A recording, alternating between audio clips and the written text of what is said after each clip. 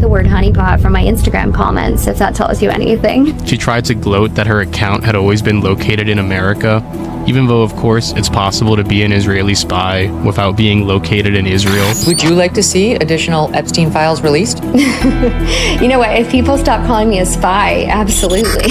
She's claiming that she began building a program or a data set to determine how anyone could think that she's a honeypot.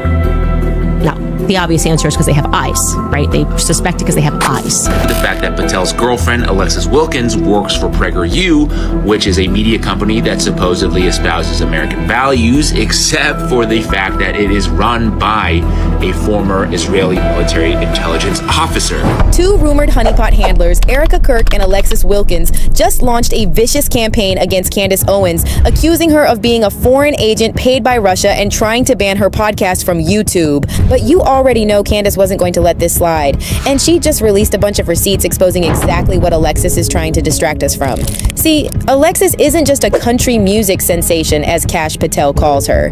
Just like Erika Kirk, Alexis comes from a family tied to the defense industry and the military. She also previously worked as a press secretary for a former military intelligence officer, and then she went on to work for PragerU and TPUSA. And she even started her own clothing line, just like Erika. And then, by complete coincidence, she meets Kash Patel, nearly 20 years her senior, and falls in love with him, just in time, before Kash was named the new FBI director. So just like Erika, Alexis had multiple unrelated jobs, her background and family connections are sketchy, and also like Erika, Alexis thinks Epstein files are really not that important. And now, on top of all that, she claims she discovered a supposed Russian plot that's behind Candace Owens. But let's look at the receipts, so you can decide for yourself who is actually linked to a foreign influence operation. People are accusing you of sort of being the honeypot. For people to act like there's not enough information out there about me to glean a real conclusion on all of this kind of vigilante research, it's bizarre to me. All right, so in case you missed it, Kash Patel's girlfriend, Alexis Wilkins, has faced allegations of being a honeypot for months now. But instead of providing real evidence to discredit this theory, she decided to go after Candace Owens, Tucker Carlson, Joe Kent, and General Michael Flynn. And Alexis is now claiming that all of them are linked to a foreign influence operation. Alexis posted this unhinged 13-part thread on X, where she talks about supposedly having evidence to prove that Candace, Tucker, Joe Kent, and General Flynn are part of a foreign-linked influence network that has been running coordinated operations against the Trump administration.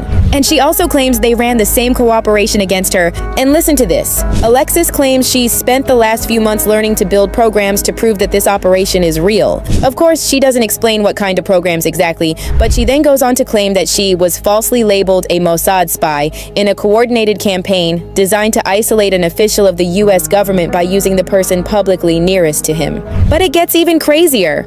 Alexis alleged that Russia and the Catholic Church colluded with Candace, Tucker, Joe Kent, and General Flynn to falsely identify her as a honeypot. And of course, Alexis also had to bring up Erika Kirk and defend her, saying she was targeted by Candace. And according to Alexis, the goal of this alleged operation is to make Republicans believe their movement is over and to make soldiers feel the war with Iran isn't worth fighting.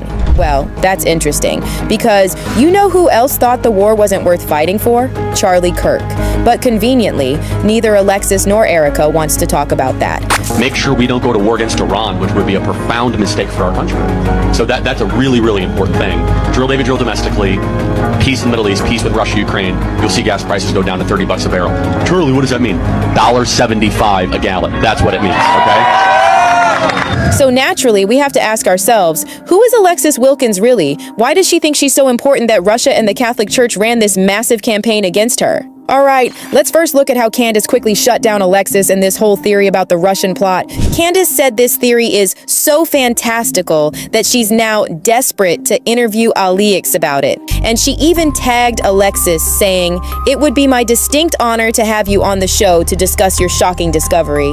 But of course, Alexis didn't respond. And then, in a follow-up post, Candace brought up the theory that Alexis is a honeypot, mocking her for coming up with this crazy theory instead of acknowledging the real reason reason why so many people are convinced she's a spy. So let's look at the receipts, because this honeypot theory didn't just come out of nowhere. Alexis Wilkins was 24 when she started dating 43-year-old Kash Patel in January 2023, after they supposedly met at the Reawaken America tour months prior. And just like Erika Kirk, no one had even heard of Alexis before she became Kash's girlfriend. But she just happened to fall in love with him right before he got named FBI director. Now, based on Alexis's social media posts, you would think she was just this aspiring country singer posting Bible verses on Instagram. But the truth is, she was tied to the world of politics for years before she met Kash. She actually worked as the press secretary for Abraham Hamade, a congressman from Arizona and an intelligence officer, and she also has documented ties to PragerU, The Daily Wire, and Turning Point USA. Now check this out. After political activist Sam Parker alleged that Alexis's ties to Prager point to her working for a foreign spy, Alexis fired back saying, "I do not work for a spy. I do not work for Prager. I have made content for their platform, which is for the purpose of spreading educational videos to the youth." So Alexis is saying she doesn't work for Prager, she just creates content for them. Isn't that the definition of work? Or she means she's creating content for free, which honestly makes you question her allegiance even more. By the way, that spy Sam Parker was alluding to is Marissa Streit, the CEO of PragerU. Now check out Marissa's response when they asked her about loyalty. And this idea that only people who are Jewish, who have an Israeli passport and an American passport are the bad guys is frankly an anti-Semitic statement. Every time you blame the Jew for something that literally everybody else does, you have to ask yourself, am I being an anti-Semite? Like, why would you single out one group of people that is doing exactly the same thing that everybody else does?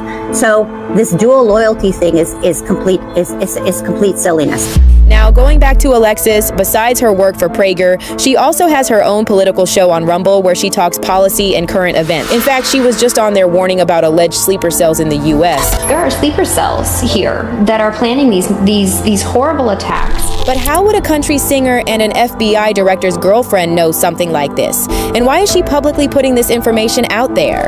And this isn't even the first time Alexis was sharing alleged intel about events before they even happened.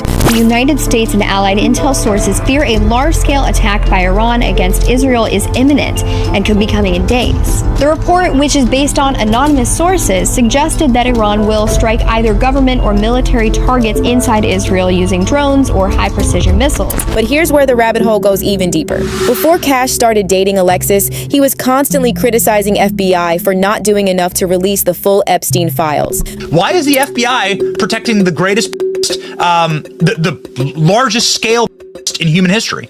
Simple, because of who's on that list. You don't think that Bill Gates is lobbying Congress night and day to prevent the disclosure of that list? And why is it that the Senate, and good for Senator Blackburn to try to get it out, but then Dick Durbin comes over the top and says, no, we're not going to release the names. I don't care about the list itself, but if release the names, right? What the hell are the House Republicans doing? They have the majority. You can't get the list? But the moment Alexis came into the picture and Kash was named the new FBI director, suddenly he decided the files didn't matter anymore. And he even told Congress there's no credible information that Epstein had any clients. You've seen most of the files. Who, if anyone, did Epstein pick these young women to besides himself? Himself. There is no credible information. None. If there were, I would bring the case yesterday that he to other individuals. And the information we have, again, is limited. So the answer is no one? For the information that we have. By the way, do you know how many times Alexis mentioned Epstein in her social media posts? Exactly 0. And when Megyn Kelly recently asked her if she wants more Epstein files released, Alexis started laughing and said Kash would release them, but only if people stop calling her a spy. Would you like to see additional Epstein files released? You know what? If people stop calling me a spy, absolutely. Now think about that. Alexis is giving a condition for the release of the Epstein files. So she's saying that unless people stop calling her a spy, she wants the list of perpetrators to stay hidden. She doesn't care about the victims. It's like the more they let Alexis talk, the more she exposes herself. So knowing all this, do you think it's fair to question who Alexis Wilkins really is? Is she just Kash Patel's girlfriend and a country singer? Well, you be the judge. But if you're not seeing the red flags, you're not paying attention.